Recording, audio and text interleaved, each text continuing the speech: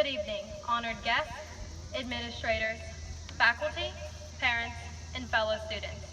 I would like to welcome you to the commencement of the 2016 class of Bell Vernon Area High School. My name is Katie Watson, and I am the valedictorian of our 2016 class. First, I would like to congratulate all of us. We have made it through high school, and after 13 long years, are finally graduating. Also, I would like to thank our parents, caregivers, teachers, and administrators. We are all where we are today because of all of you, and we could not be more grateful. Now, I was told I was to write a speech about the future.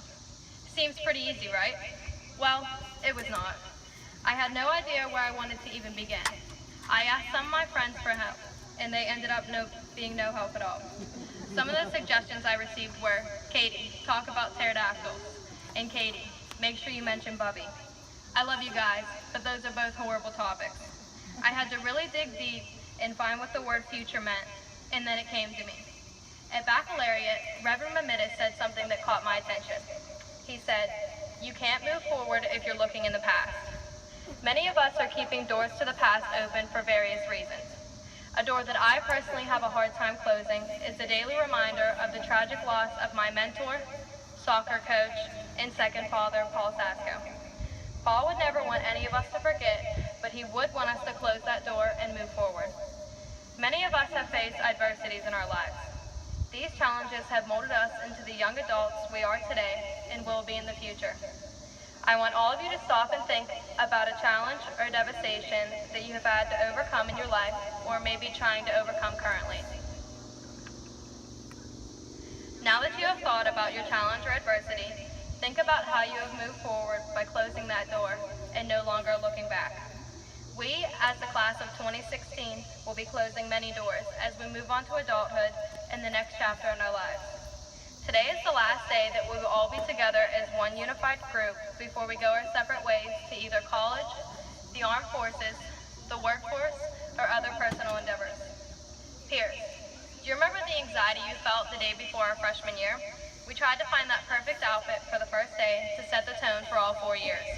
We rehearsed our schedules a million times so we did not look like typical freshmen walking aimlessly from class to class with a piece of paper stuffed in our faces.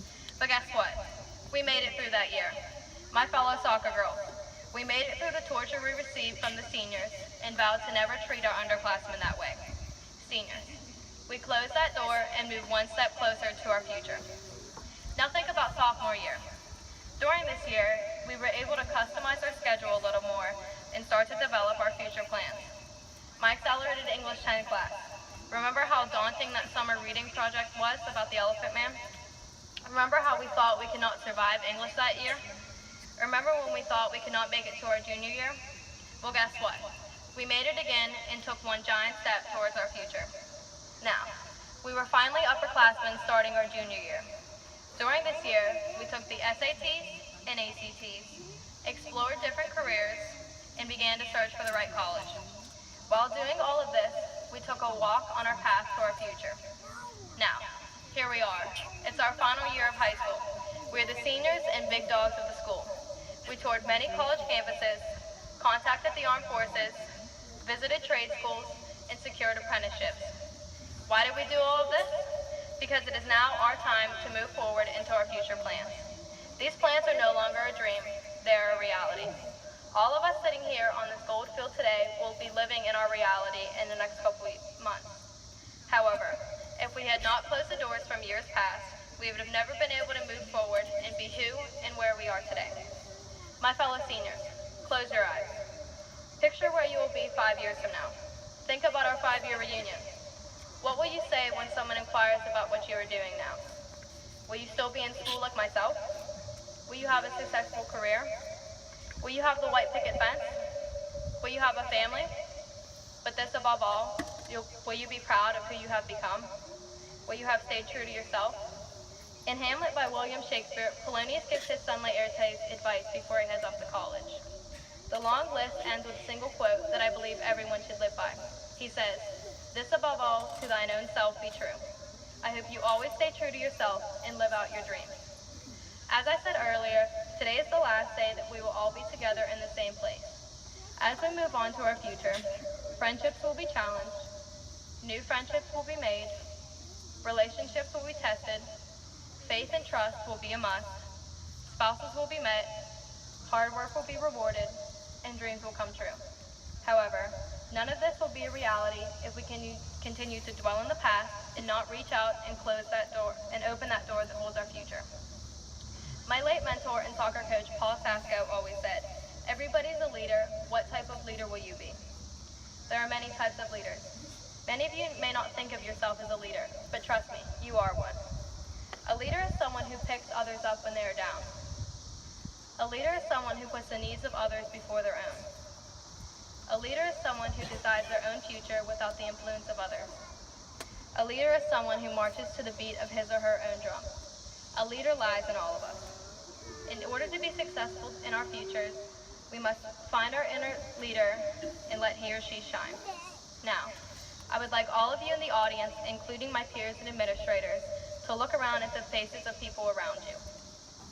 You are looking at the faces of leaders. All of us will be leading our lives in the direction of the future and our goals. In closing, I would first like to say how proud I am to be part of such a historical class of BVA, not only athletically, but academically. Sitting before me, I see great athletes, amazing artists, talented musicians, and astonishing scholars. I believe that we as a class will do big things in this new adult world we are now part of and actually make differences in it. Second, I would like to thank a few people. First, I would like to thank our teachers and administrators on behalf of the 2016 class. Without all the knowledge and life lessons we have learned from you, we would not be prepared to take on this new, scary adult world. Next, I would like to thank two fellow classmates, Joey Gruber and Natalie Whitecoat.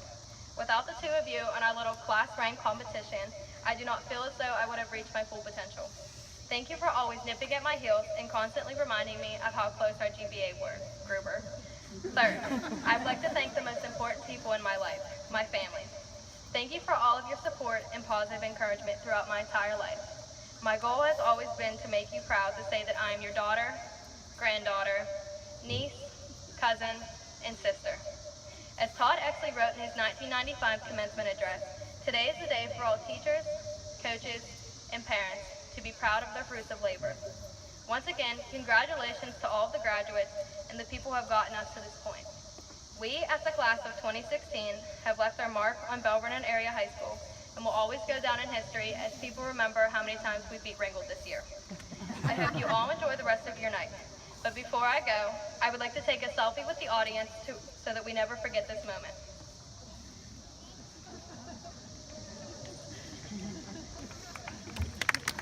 And once again, congratulations to the class of 2016. We did it.